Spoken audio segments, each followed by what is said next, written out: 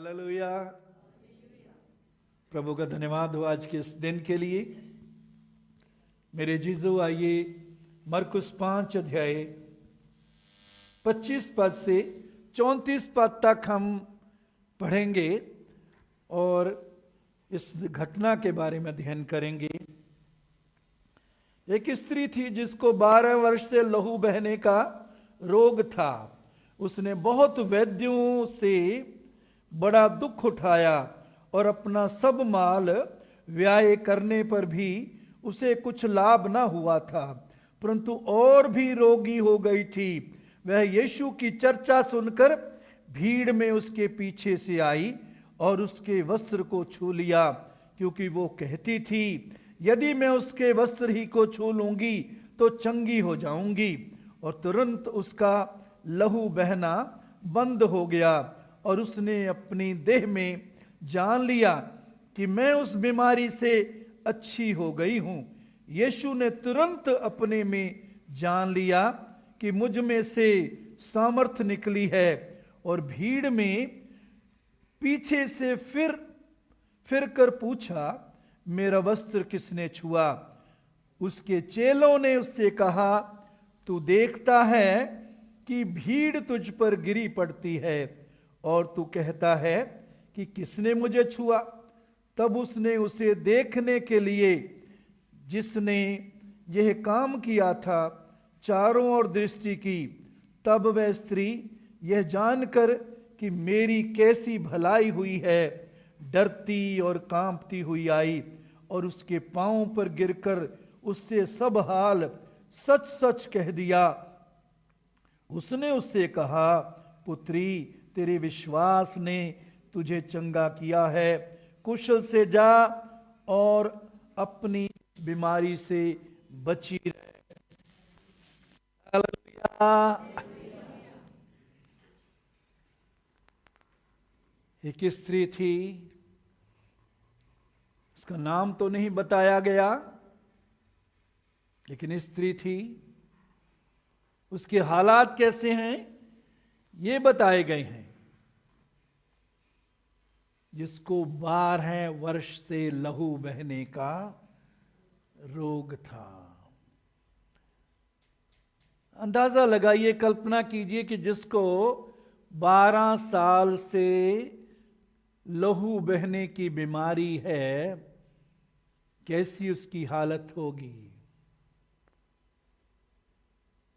कितनी कमजोरी, निराशा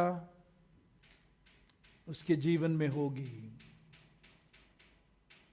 उसे तो चलना मुश्किल है, घुटनों के बल शायद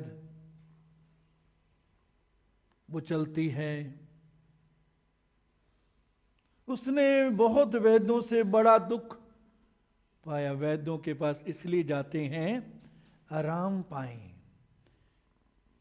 लेकिन जितना उसने इलाज करवाया उतना ही दर्द उसका बढ़ता गया, उतना ही दुख उसका बढ़ता गया। दुख उठाया, सुख पाने की बजाय दुख उठाया और अपना सब माल व्यय करने पर भी उसे कुछ लाभ ना हुआ। सारा पैसा खर्च कर दिया। हो सकता है मकान और उसके पास जो भी सामान था वो भी उसको बीमारी से चंगाई पाने के लिए, दवाइयों के लिए, डॉक्टरों को देने के लिए, वैद्यों को देने के लिए इस्तेमाल करना पड़ा।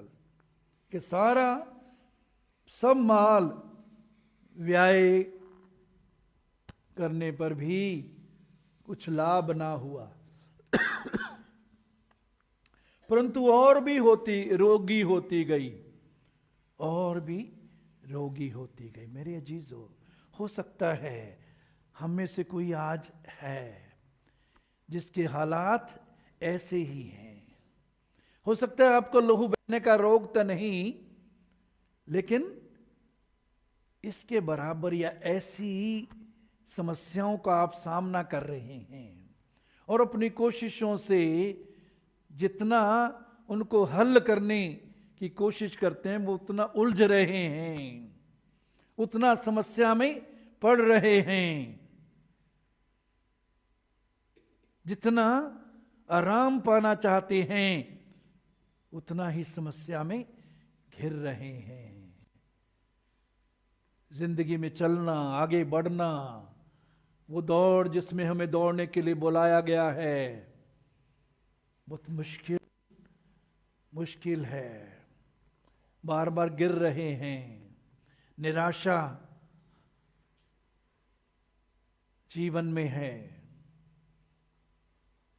सोचते हैं क्या मेरे जीवन का बनेगा, क्या मेरे परिवार का बनेगा, क्या मेरे भविष्य का बनेगा। मेरे जीजो, 27 पद में लिखा है, वो यीशु की चर्चा सुनकर भीड़ में उसके पीछे से आई। यीशु की उसने क्या सुनी जी? चर्चा सुनी। यीशु के बारे में सुना, यीशु क्या कहता है, यीशु क्या करता है, यीशु का क्या उद्देश्य है, इसकी चर्चा उसने सुनी। उसने सुना कि यीशु प्रचार करते हुए कहते हैं, लूका 4:18-19 के अनुसार, लूका 4:18 और 19, प्रभु का आत्मा मुझ पर है।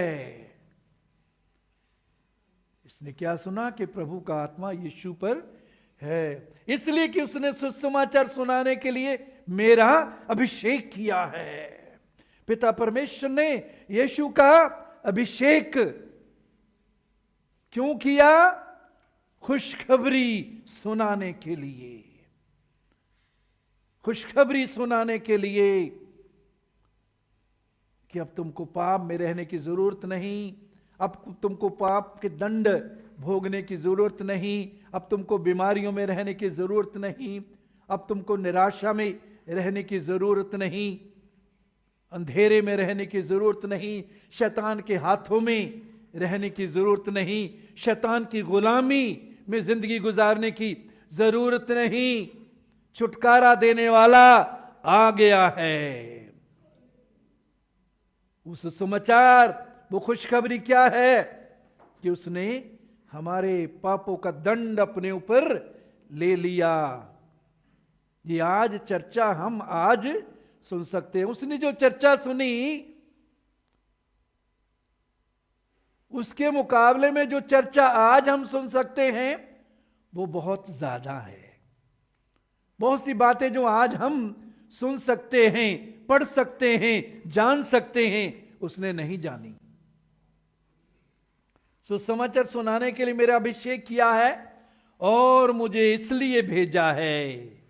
यीशु इसलिए आया है कि बंदियों को छुटकारे का, जो कैदी हैं उनको छुटकारे का और अंधों को दृष्टि पाने का सुसमाचार प्रचार करूं।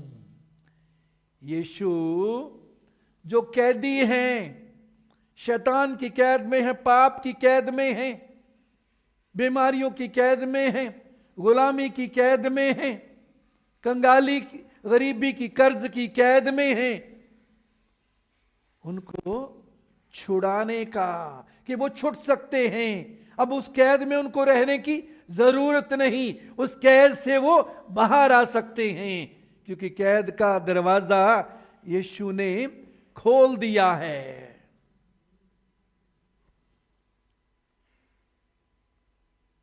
बंदियों को छुटकारे का और अंधों को दृष्टि पाने का सुसमाचार प्रचार करूं। ये अंधे शारीरिक अंधे भी हो सकते हैं, आत्मिक रीति से अंधे भी हो सकते हैं। दो तरह के अंधे दुनिया में हैं। एक शारीरिक अंधे जो शारीरिक आंखों से नहीं देख सकते, और आत्मिक अंधे जिनकी अंधेरा है, जो आत्मिक रीति से अभी भी देख नहीं सकते। ज्ञान और समझ का आत्मा उन्होंने अभी तक नहीं पाया, इसलिए वो अपनी मर्जी से जिंदगी गुजारना चाहते हैं। जैसा मुझे अच्छा लगेगा वैसा मैं करूंगा, जैसा मुझे अच्छा लगता है वैसा होना चाहिए। और प्रभु के प्रसन्न रहने के वर्ष का प्रचार करूं। परमेश्वर हमसे प्रसन्न है। क्यों? क्योंकि उसने अपने पुत्र को भेज दिया, और जो पुत्र पर विश्वास करता है परमेश्वर से प्रसन्न होता है। यीशु के बारे में पिता ने क्या गवाही दी? ये मेरा प्रिय पुत्र है जिससे मैं प्रसन्न हूं, ये मेरा प्यारा बेटा है जिससे मैं खुश हूं। और उस प्यारे बेटे को ग्रहण करने के द्वारा, उस पर विश्वास करने के द्वारा, उसको अपनी जिंदगी में कबूल करने के द्वारा, उस पर विश्वास करने के द्वारा, क्या विश्वास करना है? कि उसने मेरे पापों के दंड को अपने ऊपर ले लिया और वो मरकर तीसरे दिन जीवित हो गया। वो आज भी जीवित है। उसने मेरे पापों को, पाप के दंड को, मेरे रोगों को, बीमारियों को, मेरे श्राप को अपने ऊपर उठा लिया ताकि मैं इनसे आजादी पाकर चलूं। मत्ती 14 अध्याय 36 पद, 35 में लिखा है, उसके आखिरी हिस्से में, सब बीमारों को उसके पास लाए। लोग सब बीमारों को उसके पास लाए जो उस समय बीमार थे इर्द गिर्द। 36 पद, और उससे विनती करने लगे कि वह उन्हें अपने वस्त्र के आंचल को छू लेने दे, और जितनों ने उसे छुआ वे चंगे हो गए। क्या विनती की? अपने वस्त्र के आंचल को छू लेने दे। और लिखा है जितनों ने उसे छुआ वो चंगे हो गए। तो उस स्त्री ने क्या सुना? कि यीशु बंधुओं को छुटकारा देता, अंधों को दृष्टि देता, कुचले हुओं को छुड़ाता है। कुचले हुओं को छुड़ाए, और जितने उसे छूते हैं वो चंगे हो जाते हैं। मत्ती 11 थे 4 और 5 पद, यीशु ने यूहन्ना बपतिस्मा देने वाले जो उस समय जेल में था और यीशु से पूछने के लिए भेजा कि या मसीह तू ही है, और यीशु उसके चेलों को क्या बोलते हैं? मत्ती 11 अध्याय 4 और 5 कि जाकर कहो यूहन्ना बपतिस्मा देने वाले से, अंधे देखते हैं, लंगड़े चलते फिरते हैं, कोढ़ी शुद्ध किए जाते हैं, और बहरे सुनते हैं, मुर्दे जलाए जाते हैं, और कंगालों को सुसमाचार सुनाया जाता है। कंगालों को सुसमाचार सुनाया जाता है। वो सुसमाचार क्या है? अब उनको कंगाली में रहने की जरूरत नहीं। ये कंगाली आत्मिक और आर्थिक रूप से दोनों तरह की कंगाली। कंगालों को सुसमाचार सुनाया जाता है कि वो कंगाली से छुटकारा पा सकते हैं।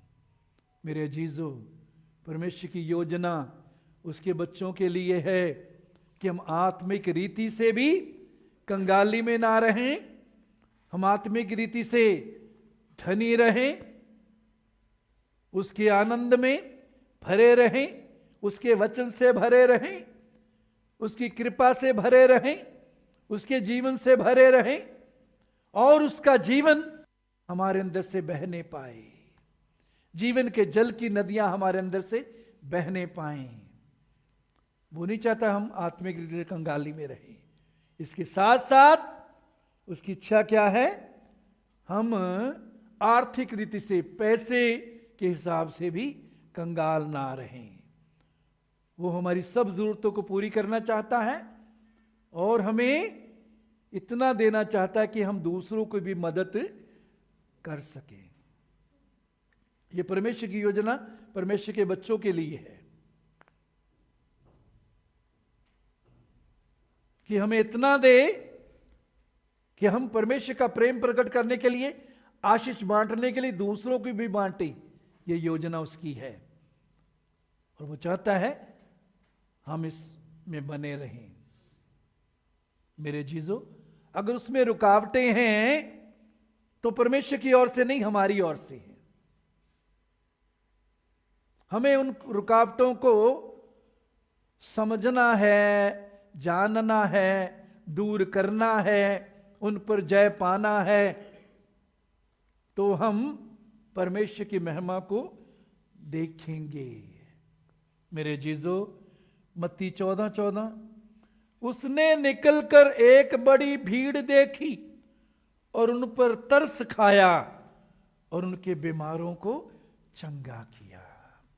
यीशु की चर्चा उसने क्या सुनी होगी कि यीशु भीड़ को देखकर तरस खाता है, वो तरस से भर जाता है,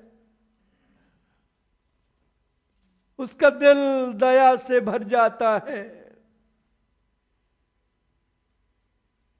उसकी आंखें आंसुओं से भर जाती हैं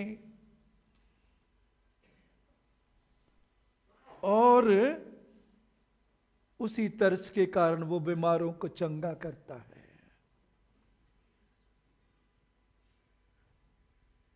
मेरे जीजो, उस स्त्री से बढ़कर हम आज यीशु की चर्चा सुन सकते हैं। जो उसने बातें नहीं सुनी, उसके पास पूरा सुसमाचार, चारों सुसमाचारों पत्रियां नहीं थी। जो आज हमें ज्ञान उनसे मिलता है, जानकारी मिलती है, उसके पास नहीं थी। तो आज हम क्या यीशु की और चर्चा क्या सुन सकते हैं, क्या उसके बारे में जान सकते हैं?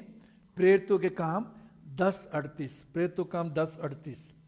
परमेश्वर ने किस रीति से यीशु नासरी को पवित्र आत्मा और सामर्थ से अभिषेक किया कि वो सबको जो शैतान के सताए हुए थे चंगा करता फिरा।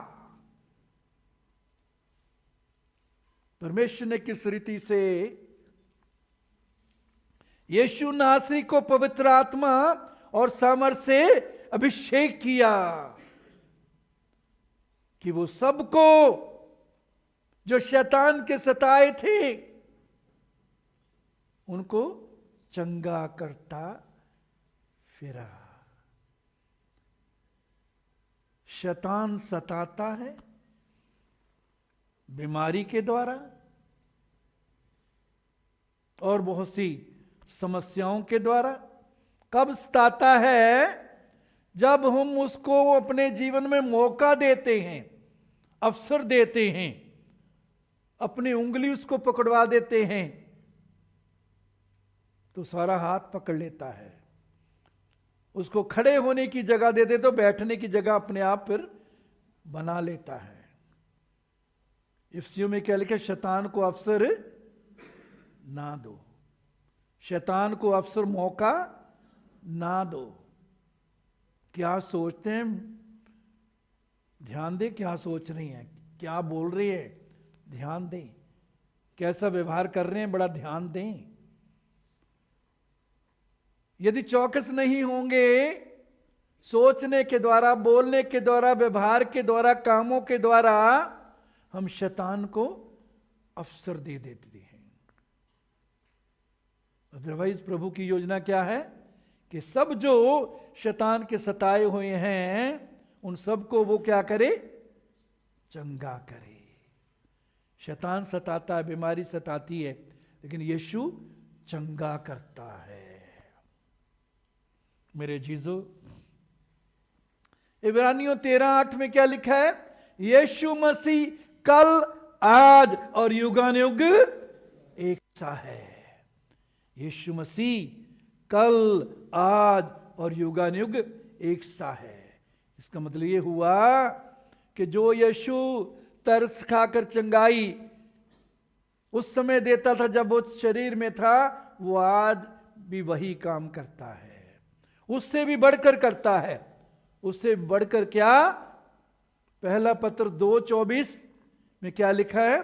उसके मार खाने से हम चंगे हुए, होंगे नहीं, हुए, हो चुके।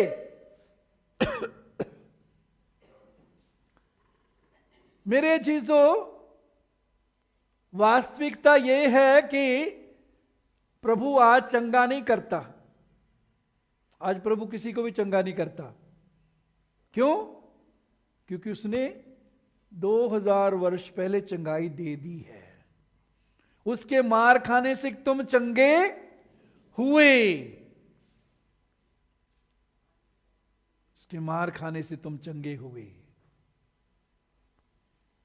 मत्ती 8:17, उसने आप हमारी दुर्बलताओं को ले लिया और हमारी बीमारियों को उठा लिया।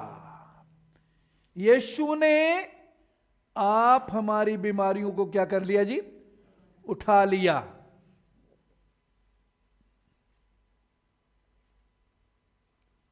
हो सकता है हम में से कुछ सोच रहे होंगे कि अगर यीशु ने उठा ली बीमारी तो मैं क्यों बीमार हूं?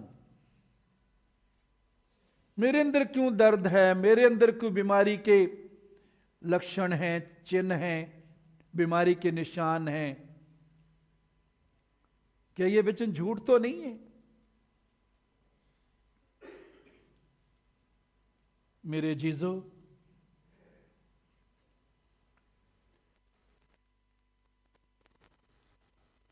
आज हमें प्रभु एक बार फिर सिखाना चाहता है कि कैसे ये वचन कि उसके मार खाने से हम चंगे हुए, कैसे ये वचन कि यीशु ने हमारे रोगों को अपने ऊपर उठा लिया, कैसे हम अपने जीवन में उसको पूरा होता हुआ देख सकते हैं।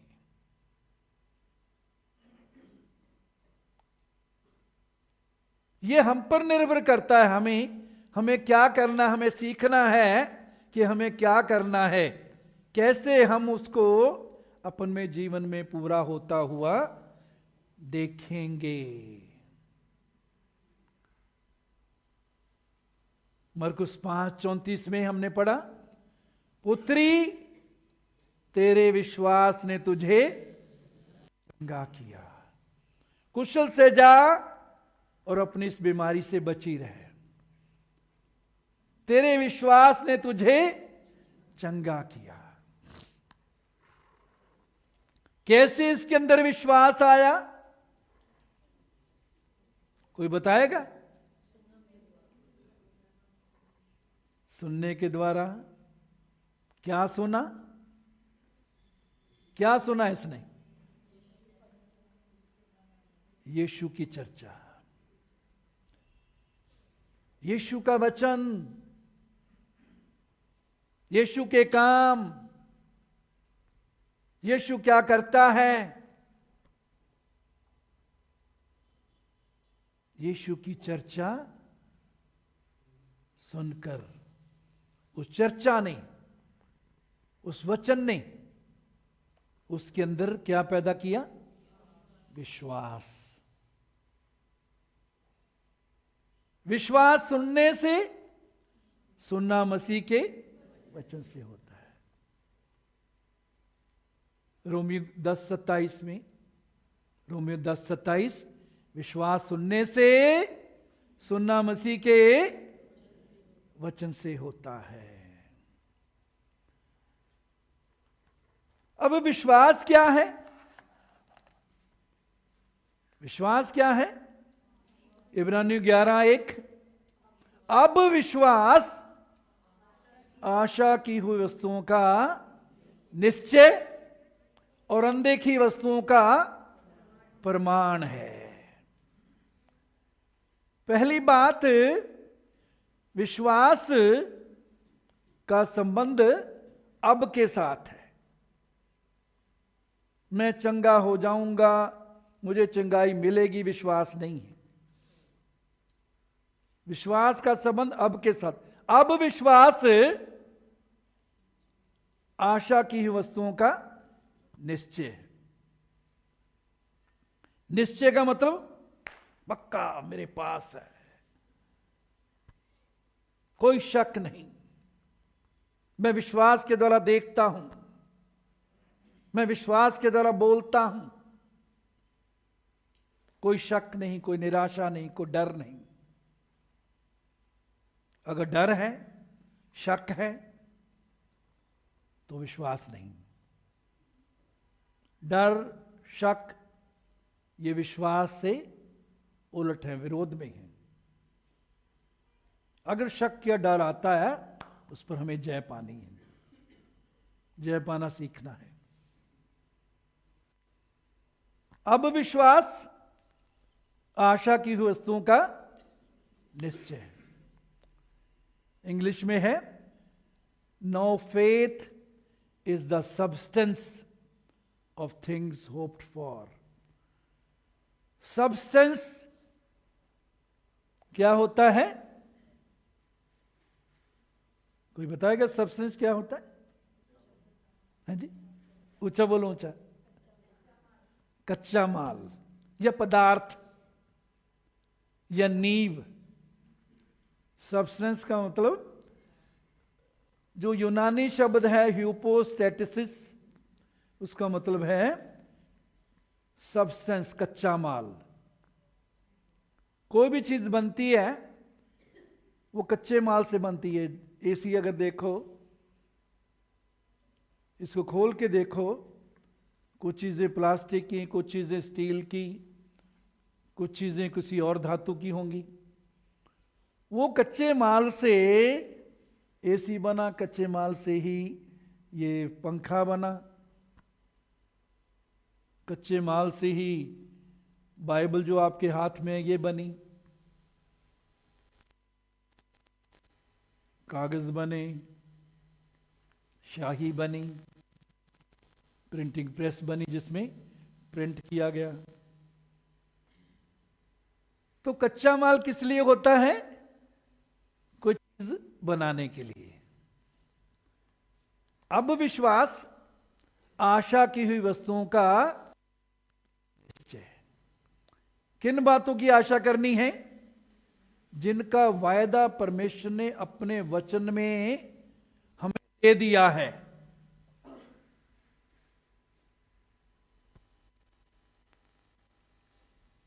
जितने भी वायदे परमेश्वर ने हमें दिए हैं अपने वचन में,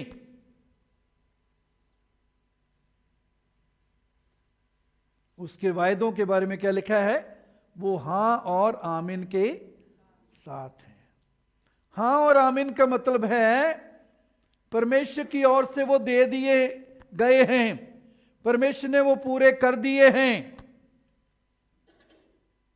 परमेश्वर की ओर से वो हमारे लिए भेज दिए गए हैं।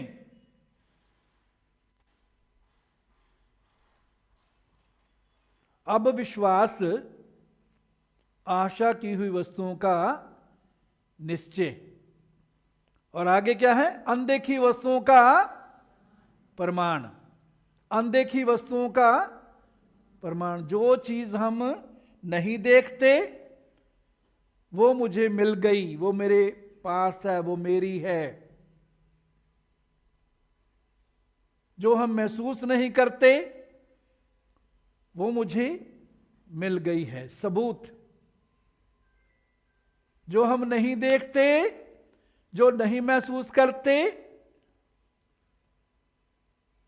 वो मुझे मिल गई है, वो मेरे पास है, वो मेरी है। ये है विश्वास। ये क्या है जी? विश्वास। और वचन में क्या लिखा है? धर्मी कैसे जीवित रहेगा? विश्वास के द्वारा जीवित रहेगा। धर्मी विश्वास के द्वारा जीवित रहेगा। विश्वास में बने रहना, विश्वास में चलना सीखना है। बिना विश्वास परमेश्वर को खुश करना अनहोना है। कितनी भी कोशिश करते रहो, नहीं कर सकते खुश। बिना विश्वास परमेश्वर को खुश करना अनहोना है। तो विश्वास सुनने से, सुनना मसीह के वचन से। तो चंगाई के बारे में हमने वही पढ़ा, उसके मार खाने से हम चंगे हुए, हो चुके हैं, होंगे नहीं। उसके मार खाने से हम चंगे हो चुके हैं। तो जब हम विश्वास करते हैं वचन पर,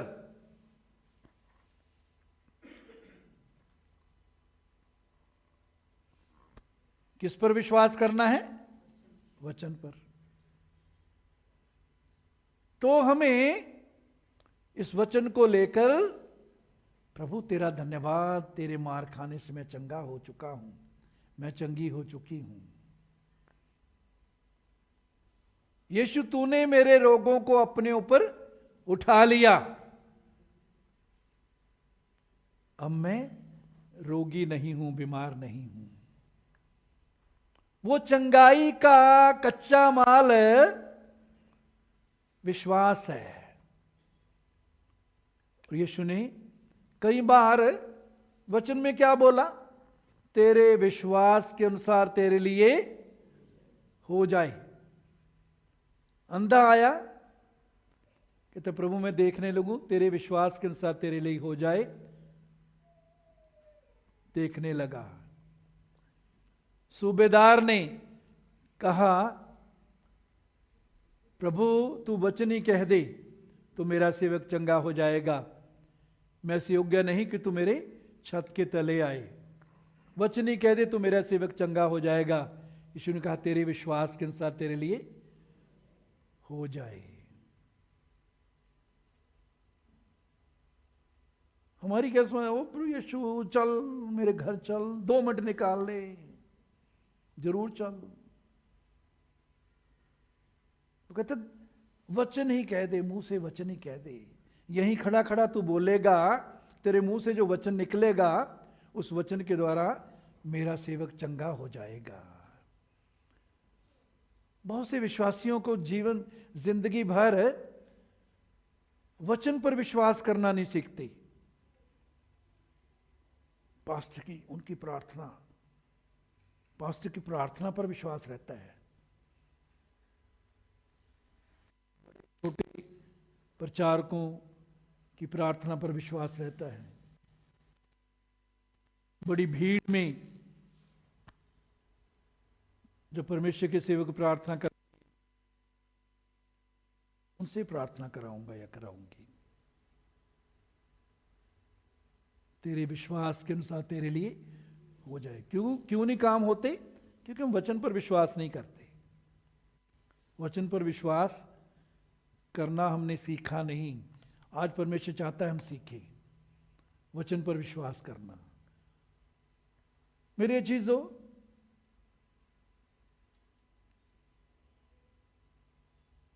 सो प्रभु कहता है कि तेरे विश्वास ने तुझे चंगा किया।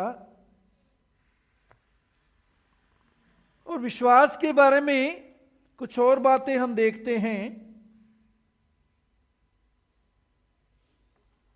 कि विश्वास के साथ यदि काम कर्म नहीं जुड़ता तो उस विश्वास के बारे में वचन कहता है वो कैसा विश्वास है? मुर्दा। याकूब 2:17, विश्वास भी यदि कर्म सहित ना हो तो अपने स्वभाव में मरा हुआ है। विश्वास के साथ कुछ काम जोड़ना है हमें, उसके बिना वो विश्वास क्या है जी?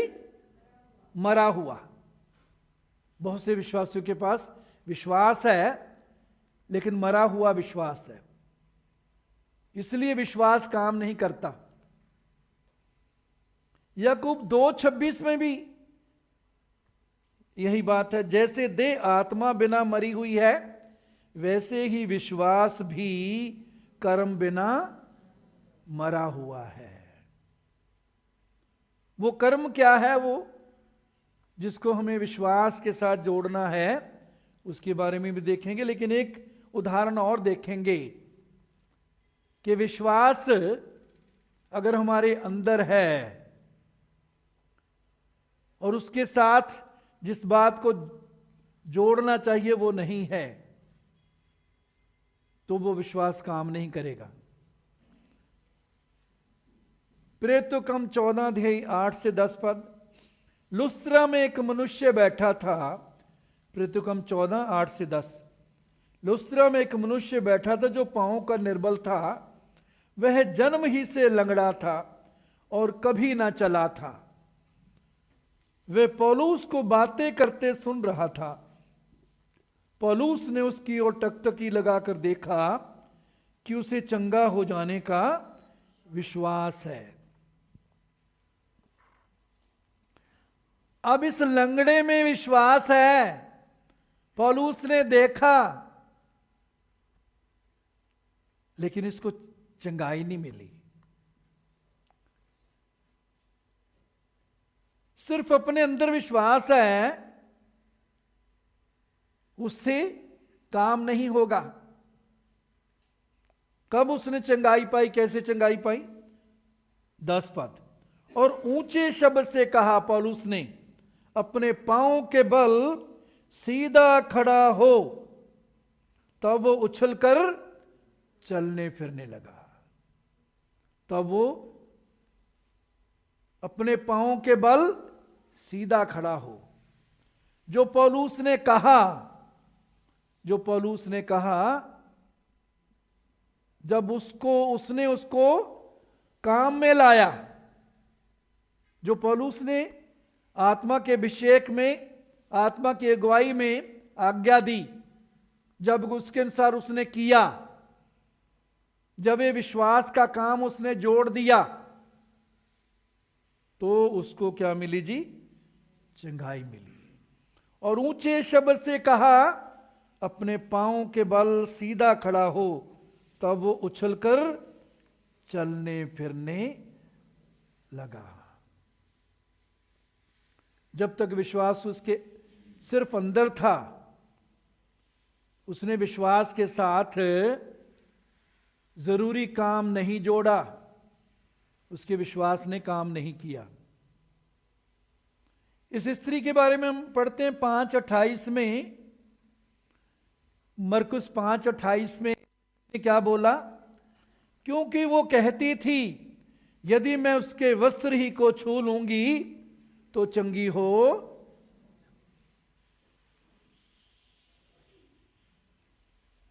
उसने यीशु की चर्चा सुनकर, वचन सुनकर विश्वास किया, और विश्वास करने के बाद उसने कहा, क्या कहा? यदि मैं उसके वस्त्र को छू लूंगी तो चंगी हो जाऊंगी। तो जो उसने विश्वास किया वो उसने बोला। जो उसने विश्वास किया वो उसने बोला, और वही उसने किया। जब उसने विश्वास के साथ बोलना और बोलने के अनुसार जो काम था वो जोड़ दिए, तो उसने चंगाई को पाया, चमत्कार को पाया, परमेश्वर की महिमा को देखा, सामर्थ को देखा। और हम भी देखेंगे, हम भी वचन को पूरा होता हुआ देखेंगे। मेरे जीजो,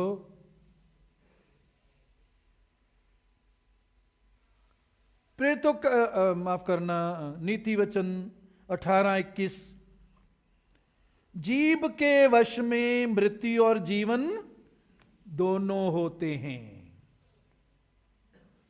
जीव के वश में मृत्यु और जीवन दोनों होते हैं। हम सोचते हैं कि शायद जीव का काम सिर्फ खाना या बोलना ही है। मेरे जीजो, परमेश्वर का वचन जो गहराई हमें, या जीव के महत्व, जीव की जो है वैल्यू को बताता है, वो क्या है? हमारी जीभ के अंदर क्या है जी? जिंदगी और मौत। जीभ के अंदर क्या है जी? मौत। जीभ को जिंदगी के लिए इस्तेमाल करेंगे तो जिंदगी पैदा करेगी, जीभ को मौत के लिए इस्तेमाल करेंगे मौत पैदा करेगी। जीभ का सही इस्तेमाल करना सीखें। बहुत बार हालात हमारे क्यों बिगड़े होते हैं? क्योंकि जीभ से हमने मौत बोई है। जीभ से परमेश्वर का वचन नहीं बोते। जब वचन बोएंगे तो वो वचन फल लाएगा। मौत बोएंगे, निराशा, डर, संदेह बोलेंगे तो वो डर, संदेह मौत लाता है। वचन विश्वास लाता है, परमेश्वर की महिमा लाता है। तो जीभ का सही इस्तेमाल करना सीखें। बहुत अफसोस होता है, बहुत से विश्वासियों, पुराने विश्वासी हो जाते हैं, लेकिन जीभ का सही इस्तेमाल करना अभी तक नहीं सीखा। जो मन में आता है बोल देते हैं। याद रखिए, प्रभु ने कहा जितनी निकम्मी बातें मनुष्य बोलता है, हर एक का वो क्या देगा न्याय के दिन? हिसाब। जितनी भी निकम्मी बातें बोलते रहते हैं, कोई अर्थ ही नहीं है जिसका, दूसरे को चोट लगती है, दूसरे की इज्जत हम मिट्टी में मिलाते हैं। कम बोलना सीखें।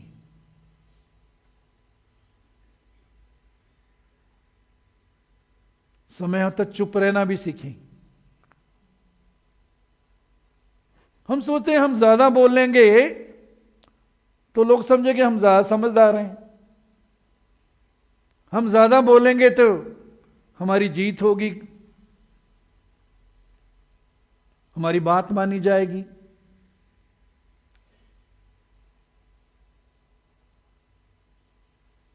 सही जीभ का इस्तेमाल करना सीखें। तो जीभ के वश में जीवन और मृत्यु दोनों हैं। जीभ के द्वारा जीवन बोना सीखें, और ये जीवन जो है परमेश्वर के वचन से मिलता है, परमेश्वर के वचन में है। परमेश्वर का वचन जीवित, प्रबल और दोधारी तलवार से ज्यादा चोखा या तीखा है।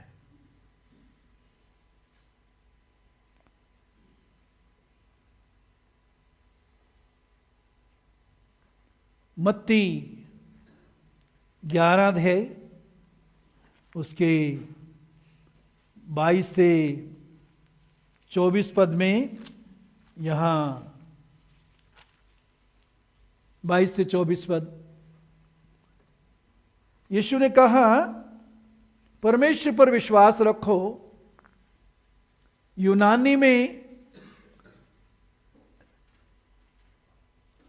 यूनानी बाइबल नए नियम में जो यूनानी भाषा में उसके अनुसार परमेश्वर जैसा विश्वास रखो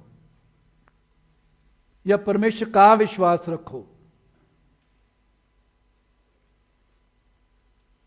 मतलब जैसा विश्वास परमेश्वर रखता है। परमेश्वर ने जो भी विश्वास से बोला वही हो गया। ज्योति हो, ज्योति हो गई। मेरे जीजो, और परमेश्वर जैसा विश्वास आगे प्रभु बताता कैसा है, कैसा होता है। मैं तुमसे सच कहता हूं, जो कोई इस पहाड़ से कहे उखड़कर समुद्र में जा पड़, और मन में संदेह ना करे वरन प्रतीति करे कि जो कहता हूं वो हो जाएगा, तो उसके लिए वही होगा। क्या होगा? आपके लिए क्या होगा? जो हम बोलेंगे, जो हम प्रतीति करेंगे और फिर बोलेंगे। विश्वास करने के साथ साथ हमें क्या करना है? बोलना है। जो हम विश्वास करते हैं वही बोलें।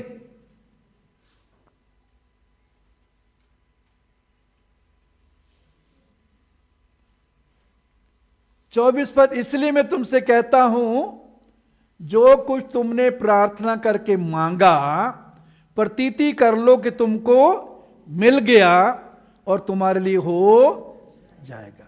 क्या हो जाएगा तुम्हारे लिए? जो तुमने मांगा है।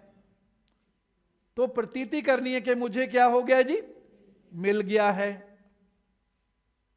और तुम्हारे लिए हो जाएगा। मैं तुमसे 23 पद दोबारा पढ़ें। मैं तुमसे सच कहता हूं कि जो कोई इस पहाड़ से कहे, पहाड़ क्या है?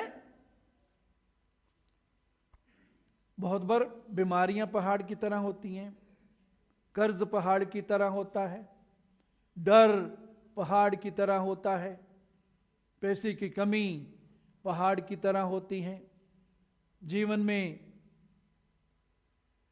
कई तरह की हार का हम सामना करते हैं, वो हार पहाड़ की तरह होती है।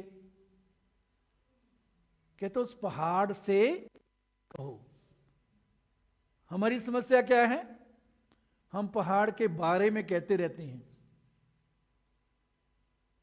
तुझे पता है मेरे साथ क्या हुआ? तू पता है मेरे पति ने, मेरी पत्नी ने क्या किया, पड़ोसी ने मेरे साथ क्या किया। हम पहाड़ के बारे में बात करते हैं। जब पहाड़ के बारे में बात करते रहते हैं तो वो पहाड़ जो है बड़ा होता जाता है।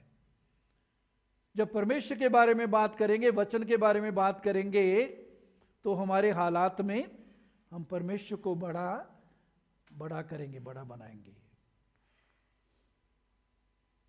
पहाड़ को बड़ा बनाना बंद करें, जीभ का सही इस्तेमाल करें। पहाड़ से कहें, पहाड़ के बारे में नहीं कि जो भी आता है जहां हम जाते हैं वहां पहाड़ के बारे में बोलते रहें। हाँ, कुछ हमारे जो आत्मिक रीति से हमारे करीब हैं, हमारा दर्द समझते हैं, उनके साथ शेयर करना का बात अलग है ना।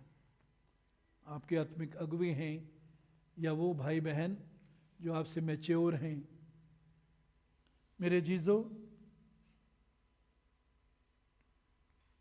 मैं तुमसे सच कहता हूं, जो कोई इस पहाड़ से कहे उखड़कर समुद्र में जा पड़ और मन में संदेह ना करे, वरन प्रतीति करे, विश्वास करे कि जो कहता हूं वो हो जाएगा, तो उसके लिए वही होगा। तो कहना सीखना है जो हम विश्वास करते हैं। विश्वास करे, प्रतीति करे और कहे। फिर जब जो कुछ तुमने प्रार्थना करके मांगा, विश्वास करो कि तुमको मिल गया। क्यों? प्रभु मेरे पेट में दर्द है, यीशु के नाम से मैं उसे हुक्म देता हूं, देती हूं, चला जाए। प्रभु तेरे मार खाने से मैं चंगा हो चुकी हूं। यीशु तूने मेरे इस दर्द को अपने ऊपर उठा लिया। तेरे वचन के अनुसार मैं विश्वास करता हूं। कहते जब प्रार्थना करो तो प्रतीति करो कि तुमको मिल गया जो मांगा, तो तुम्हारे लिए हो जाएगा। हो जाएगा का मतलब क्या है? भविष्य में। जरूरी नहीं कि उसी टाइम भी चंगाई मिल सकती है, उसे चमत्कार कहते हैं। उसी टाइम भी जब हम प्रार्थना करते हैं, उसी टाइम भी चंगाई मिल सकती है। लेकिन अगर उसी टाइम चंगाई प्रकट नहीं हुई, उसी टाइम प्रार्थना का उत्तर नहीं मिला, तो जब तक वो चंगाई या वो समस्या का हल प्रकट नहीं होता, तब तक हमें क्या करना है? प्रतीति करनी, विश्वास करना मुझे मिल गया है। मुझे प्रभु ने चंगा कर दिया है, मेरी प्रार्थना का जवाब दे दिया है। और अगर हम प्रतीति करते हैं, यदि विश्वास करते हैं, तो दोबारा नहीं मांगेंगे। फिर प्रभु का क्या देंगे? धन्यवाद। यीशु ने भी जब 5,000 से ऊपर भीड़ को तृप्त किया, धन्यवाद, रोटी लेकर धन्यवाद किया, पिता धन्यवाद, तूने इतनी बड़ी भीड़ को तृप्त कर दिया है।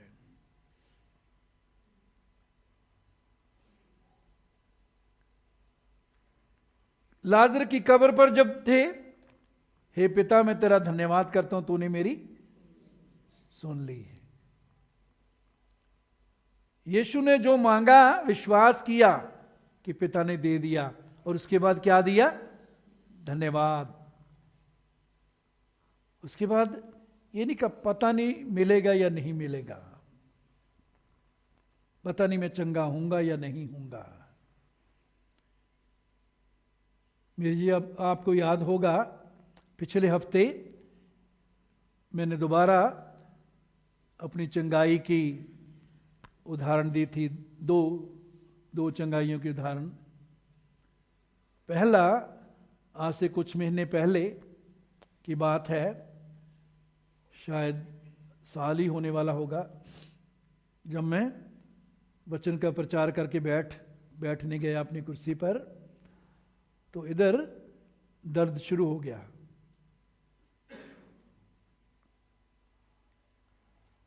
और शैतान एकदम मेरे अंदर डाल रहा था कि अब देखूंगा तेरे प्रचार का क्या होगा, विश्वास का, चंगाई का जो वचन सुनाया, इसका अब क्या होगा, अब तेरे दर्द है।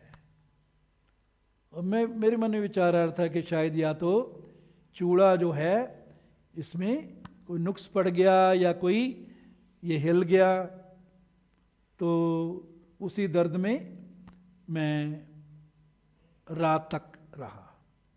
लेकिन विश्वास का अंगीकार करता रहा, प्रभु तेरा धन्यवाद, तेरे मार खाने से मैं चंगा हो चुका हूं। प्रभु यीशु तूने मेरे इस बीमारी को अपने ऊपर ले लिया। लेकिन चंगाई प्रकट नहीं हुई, उसी दर्द में मैं सो गया। और वचन में लिखा है, वो अपने प्रेमियों को रात में यूं ही दे देता है, यूं ही आशीषें देता है।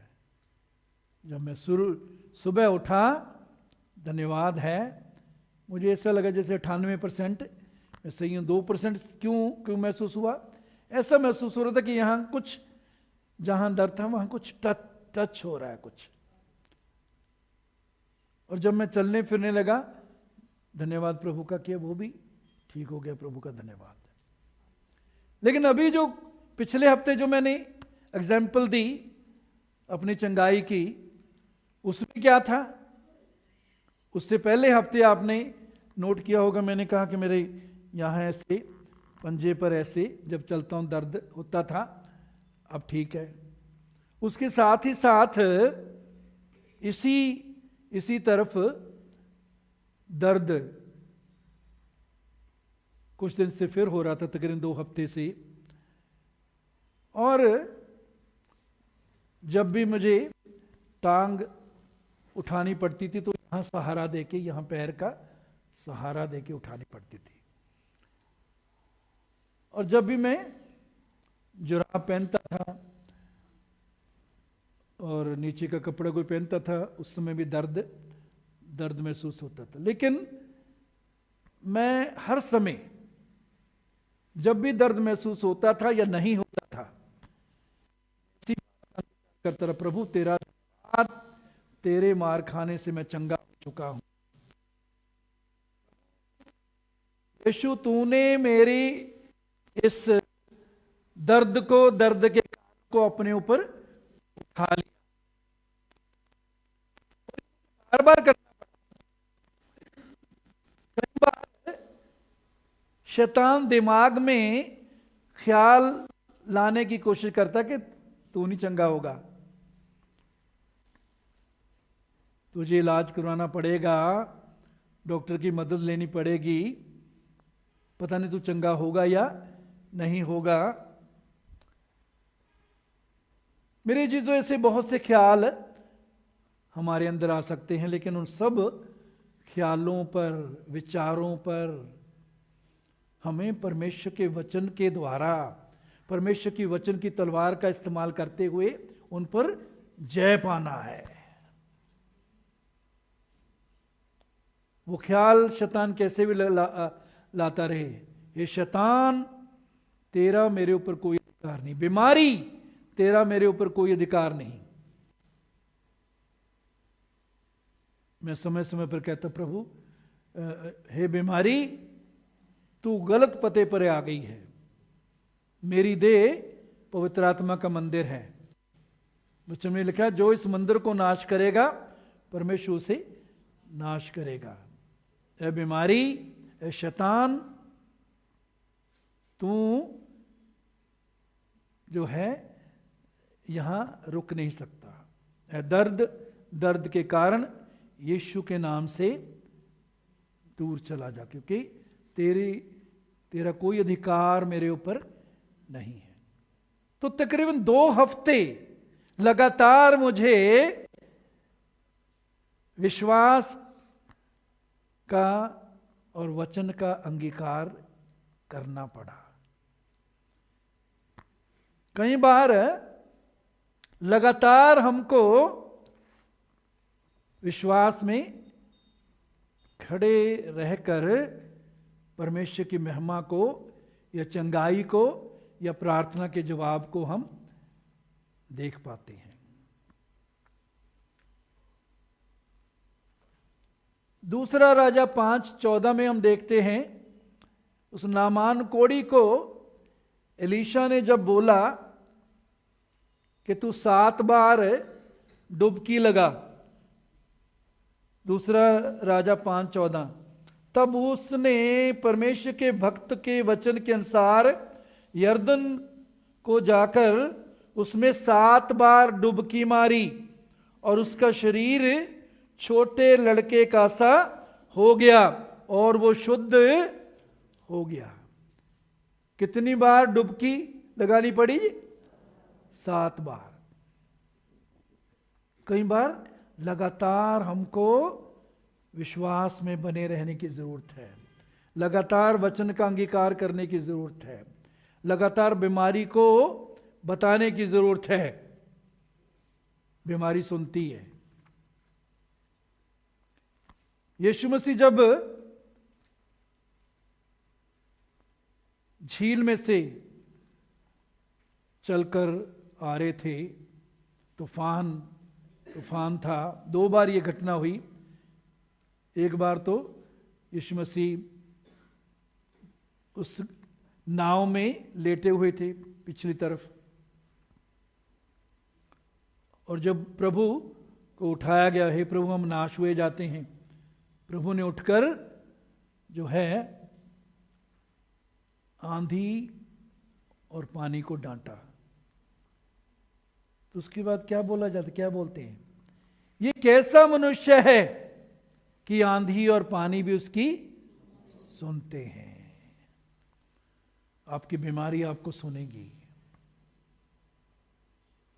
जब वचन बोलेंगे, जब उसको डांटेंगे, वचन की तलवार का इस्तेमाल लगातार करते रहेंगे, आपकी बीमारी सुनेगी, आपका कर्जा सुनेगा, आपकी समस्याएं सुनेंगी, आपके परिवार का कोई भी मेंबर अगर किसी तरह की कैद में है, वो कैद सुनेगी।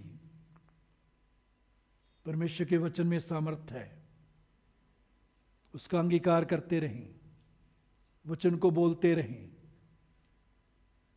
परमेश्वर का वचन जीवित, प्रबल, 2 धारी तलवार से ज्यादा चोखा है।